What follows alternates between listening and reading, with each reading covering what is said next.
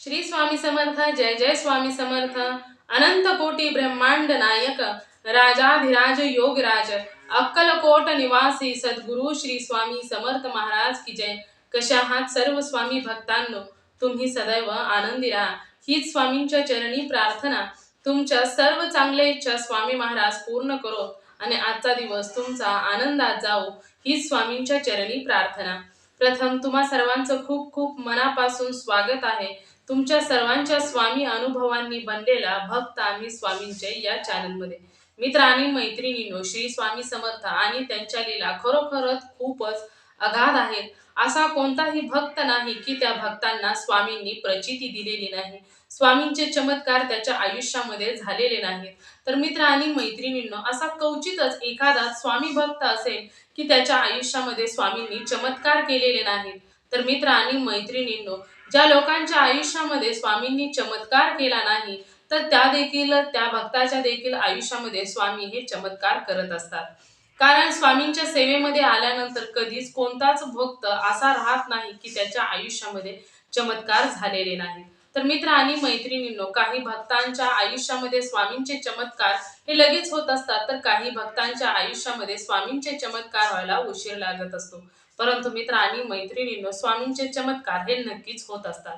तर आज मी जो तुम्हाला स्वामींचा अनुभव सांगणार आहे तो अनुभव हा स्वामींच्याच काळामध्ये घडलेला आहे. तर ज्या वेळेस स्वामी कर्दळीच्या वनातून निघाले त्यावेळेस त्यांनी सर्वत्र प्रवासाला सुरुवात केली आणि प्रवास करत करत स्वामी सोलापूरमध्ये असणाऱ्या मंगळवेढे येथे गेले होते. म्हणजे त्यांनी सोलापूरचं देखील संपूर्ण त्यांनी प्रवास केला होता. सोलापूरमध्ये देखील काही दिवस राहिले होते आणि त्याच वेळेस ते मंगळवेढा येथे देखील गेले होते. आणि मंगळवेढ्यात गेल्यानंतर तेथे जे त्यांचे एक भक्त होते बाबाजी भट्ट यांच्या घरी ते सतत जायचे. म्हणजे ज्या वेळेस त्यांच्या आठवण यायची त्यावेळेस स्वामी त्यांच्या घरी जायचे. आणि एके दिवशी असे श्री स्वामी समर्थ बाबाजी भट्ट यांच्या घरी गेले असता बाबाजी भट्ट हे काही कामानिमित्त बाहेर गेले होते आणि त्यावेळेस त्यांच्या घरामध्ये स्वामी तेथे गेले आणि त्यावेळेस बाबाजी भट्ट यांची पत्नी त्यांच्या घरी होती. आणि घरी त्यावेळेस ज्यावेळेस स्वामी त्यांच्या घरी आलेले आहेत तर त्यावेळेस उन्हाळा होता आणि उन्हाळ्यामुळे पाणी सर्वत्र नव्हतं. म्हणजे पाणी पिण्याची खूपच टंचाई होती त्यावेळेस. त्यावेळेस घरामध्ये पाणी नव्हतं, त्यामुळे बाबाजी भट्ट यांच्या पत्नीला असं वाटलं की आता घरामध्ये पाणी नाही. आणि नेमकं त्याच वेळी स्वामींनी त्या बाबाजी भट्ट यांच्या पत्नीला सांगितलं की मला पाणी प्यायला दे. तर त्यावेळेस घरामध्ये पाणी नव्हतं त्यामुळे त्यांनी हंडा उचलला, म्हणजे पाण्याचं भांड उचललं आणि पाणी आणण्यासाठी निघाले. त्यावेळेस तिने सांगितलं की थांबा थोडा वेळ, मी लगेचच पाणी तुमच्यासाठी घेऊन येते. आणि ती लगबगीने पाणी आणण्यासाठी निघाली. तर त्यावेळेस स्वामी म्हणाले की इथेच पाणी असताना तू कुठे निघाली पाणी आणायला. तर त्यावेळेस त्यांना असं वाटलं की म्हणजे घराच्या पाठीमागे जी विहीर आहे त्या विहिरीविषयी स्वामी बोलत असतील. तर त्यावेळेस त्यांनी सांगितलं स्वामींना की ती विहीर कोरडी आहे, त्याच्यामध्ये पाणी नाही. आणि आता उन्हाळा आहे, उन्हाळा असल्यामुळे विहीर पूर्णपणे वाळलेली आहे, त्याच्यामध्ये कसलंही पाणी नाही आणि त्यामुळेच मी पाणी तुम्हाला देण्यासाठी बाहेर आणायला निघाले आहे. तर त्यावेळेस स्वामी म्हणाले की अगं असं नाही, पाण्यानं विहिरीमध्ये भरपूर पाणी आहे आणि तू कसं नाही म्हणत आहेस. तर त्यावेळेस ती म्हणाली, बाबाजी भट्ट यांची पत्नी म्हणाल्या की नाही, त्यामध्ये पाणी नाही. परंतु स्वामींनी ऐकलं नाही. ते म्हणाले की चल मी तुला पाणी दाखवतो. आणि त्यानंतर ना स्वामी त्या विहिरीजवळ, म्हणजे जुना आड होता त्या आडाजवळ गेले आणि त्यांनी त्या विहिरीमध्ये लघुशंका केली. आणि केल्यानंतर तिला सांगितलं की या विहिरीमध्ये तर भरपूर पाणी आहे आणि तू कशी म्हणत आहे की यामध्ये पाणी नाही. परंतु तिने स्वामींवर तिचा एवढा विश्वास होता की तिने तो हातामध्ये हंडा असलेला त्या हंड्याला दोरी लावली आणि विहिरीमध्ये टाकली. आणि आश्चर्याची गोष्ट म्हणजे त्या विहिरीमधून हंडा भरून बाहेर आला.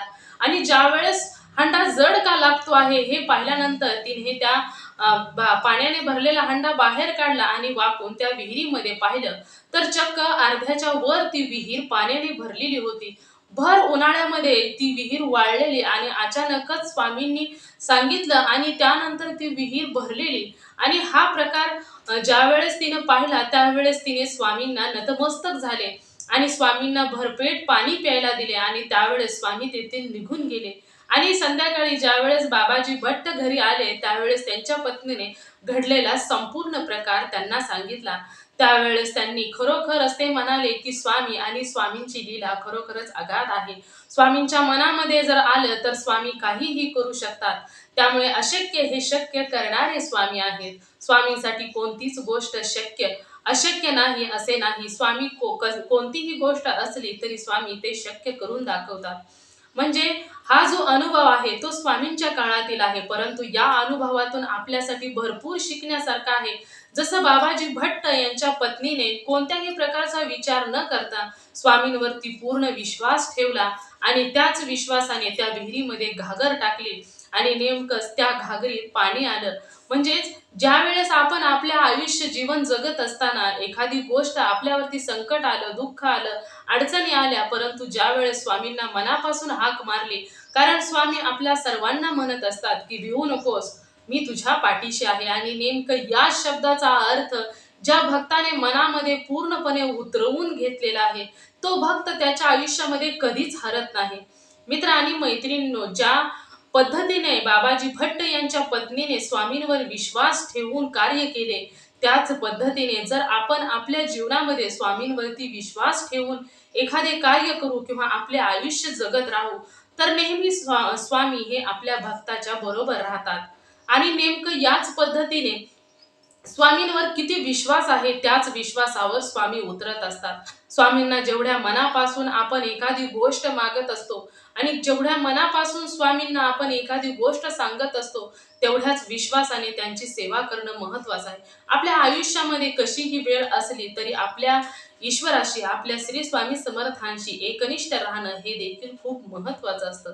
या जो अनुभव स्वामींनी दाखवला, जी प्रचिती स्वामींनी दाखवली ती खरोखरच खूपच मनमोहक होती. कारण महत्वाचं म्हणजे ती विहीर कोरडी पडलेली होती हे सर्वांना माहीत होतं, परंतु तरी देखील स्वामींनी सांगितलं. आणि हा विश्वास असतो आपल्या ईश्वराप्रती, आपल्या भक्ताप्रती. जो विश्वास ईश्वराला माहीत असतं की आपला भक्त हा एकनिष्ठ आहे आपल्याशी, त्यावेळेस ईश्वराला देखील तेथे उतरावं लागतं आणि तेथे प्रचिती करावी लागतात. तुम्हा सर्वांना माहीत आहे की स्वामी हे सदैव म्हणतात की मला कोणत्याही प्रकारे चमत्कार करायला आवडत नाही किंवा कधीही कोणालाही कोणत्याही प्रकारची प्रचिती दाखवायला आवडत नाही, परंतु माझ्या भक्ताचा एवढा माझ्यावरती विश्वास असतो, एवढा माझ्यावरती विश्वास असतो की मला त्याला तिथे प्रचिती, मला चमत्कार हा दाखवावाच लागतो.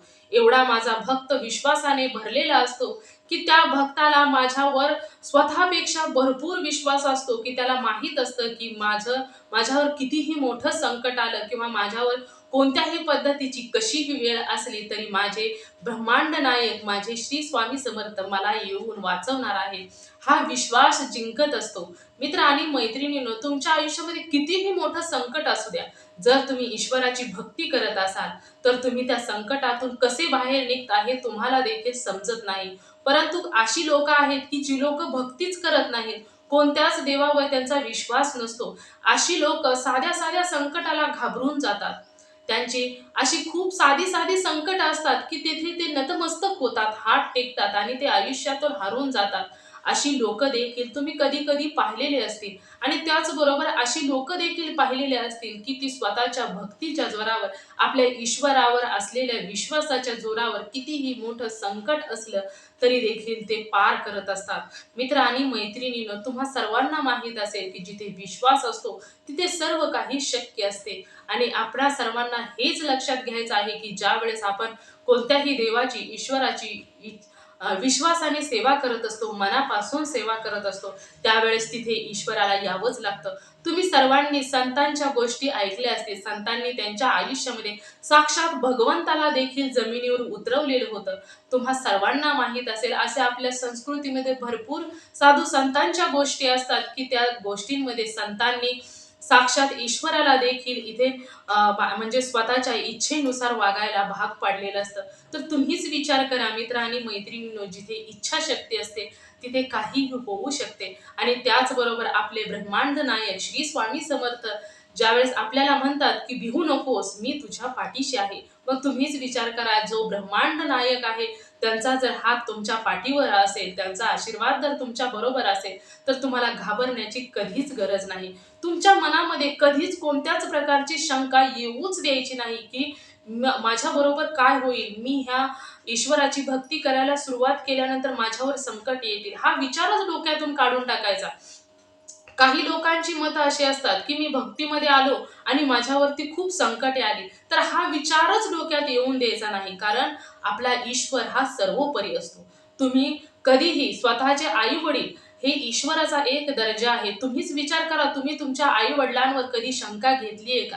कधीच नाही. ज्यावेळेस तुम्ही लहान असता त्यावेळेस आई-वडील जे म्हणतात ते सर्वोपरी असतं आणि नेमकं याच पद्धतीने आई-वडिलांना देखील ईश्वराचा दर्जा आहे आणि नेमकं याच पद्धतीने आपले ब्रह्मांड नायक जे जगाचे चालक, मालक, पालक आहेत, त्यांच्याविषयी देखील मनात कधी शंका येऊ द्यायची नाही आणि त्याचबरोबर मी तुमची एवढी सेवा करतो, मला हे द्या, हे तर चुकून सुद्धा बोलायचं नाही. कारण ईश्वराला माहीत असतं, की आपल्या भक्त हे ईश्वराची मुलंच असतात. त्यामुळे आपल्या ईश्वराला, आपल्या माय-बापाला हे माहीत असतं, की आपल्या भक्तासाठी काय योग्य आहे, काय अयोग्य आहे आणि नेमकं तेच देत असतात. तुम्ही एखादी गोष्ट हवी आहे म्हणून जवळ जर ही हट्ट करत बसला, तर कधी-कधी ईश्वराला माहीत असतं, आपल्या स्वामींना माहीत असतं, की पुढे जाऊन माझ्या भक्ताला या गोष्टीचा भरपूर त्रास होणार आहे. त्यामुळे ती गोष्ट तुम्हाला कधीच देत नाहीत. परंतु श्री स्वामी समर्थ तुम्हाला ही गोष्ट देतात, की ज्यामुळे तुमचं भलं होईल, तुमचं कल्याण होईल, तुमचं रक्षण होईल आणि त्याचबरोबर सर्वात महत्त्वाचं म्हणजे कुटुंबातील एकही व्यक्ती जर ईश्वराची भक्ती करत असेल, तर त्या कुटुंबाचं, संपूर्ण कुटुंबाचं रक्षण करण्याचं दायित्व त्या ईश्वरावर जात असतं. तुम्ही कधी, कोणत्या वेळी, कुठेही जात असता, घरातील जेवढी लोकं असतात ते वेगवेगळ्या रस्त्याने जात असतात. परंतु ज्यावेळेस त्या कुटुंबामधील लोकं ईश्वराची भक्ती करत असतात ना, त्यावेळेस त्या कुटुंबाच्या भोवती एक सुरक्षा कवच निर्माण होत असतं. हा असतो तो भक्तीचा एक अद्भुत चमत्कार असतो. त्यामुळे कधी-कधी खूप वेळा काही लोकांना खूप अनुभव विचित्र येत असतात, परंतु काही लोकांना हे देखील अनुभव येतात, की विचित्र परिस्थितीमधून ते सावरून बाजूला निघत असतात. तर मित्र आणि मैत्रिणींनो, हा चमत्कार असतो तो ईश्वरावर असलेला विश्वासाचा. तर मित्र आणि मैत्रिणींनो, तुम्हा सर्वांना श्री स्वामी समर्थांच्या काळामधील हा अनुभव कसा वाटला? नक्कीच मला कमेंट करून सांगा आणि जर तुम्हाला हा अनुभव आवडला असेल, तर तुम्ही मनसोक्त याचा आनंद घ्या. तर मित्र आणि मैत्रिणींनो, तुम्ही सर्वांनी मिळून माझा व्हिडिओ शेवटपर्यंत ऐकला त्याबद्दल मी मनापासून तुम्हा सर्वांची खूप खूप आभारी आहे. जर तुम्हाला देखील श्री स्वामी समर्थांचा असा एखादा सत्य अनुभव आलेला असेल, तर तो नक्कीच या WhatsApp नंबरवरती शेअर करायचा आहे. तुमचा अनुभव ऐकून जर कोणी एखादा व्यक्ती स्वामी सेवेत आला, तर याचे पुण्य तुम्हालाच मिळणार आहे. काय माहीत स्वामी सेवेत येण्याचा मार्ग तुम्ही बनत असला एखाद्या व्यक्तीच्या आयुष्यामध्ये, तर मित्र आणि मैत्रिणींनो, आशा करते की तुम्ही तुमचा अनुभव नक्की शेअर करा. तर तुम्ही सर्वांनी मिळून माझा व्हिडिओ शेवटपर्यंत ऐकला त्याबद्दल मनापासून तुम्हा सर्वांची खूप खूप आभारी आहे. पुन्हा भेटूया श्री स्वामी समर्थांच्या अशाच एखाद्या सत्य अनुभवाबरोबर. तोपर्यंत श्री स्वामी समर्थ. जय जय स्वामी समर्थ. धन्यवाद.